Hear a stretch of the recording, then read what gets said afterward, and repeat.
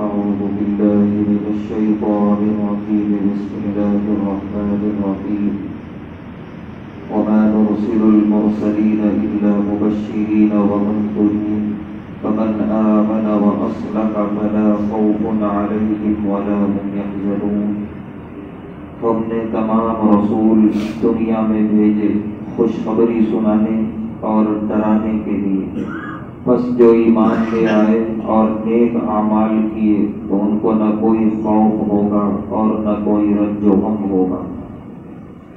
اس ایک آیت میں اللہ تعالیٰ تمام انبیاء اور رسولوں کے بھیجنے کے مقصد کا خلاصہ اللہ نے بیان کر دیا۔ فرمانے جتنے رسول جتنے انبیاء تشریف لائے دنیا میں، وہ خوشخبری دینے والے اور ڈرانے والے بن کر، جو نیک اعمال کیے اللہ سے رجوع ہوئے ان کے لیے خوشخبری ہی خوشخبری ہے، اور جنہوں نے گناہوں اور بغاوت والی زندگی گزاری ان کو ڈرانا ہے جہنم سے، جہنم کے عذاب سے۔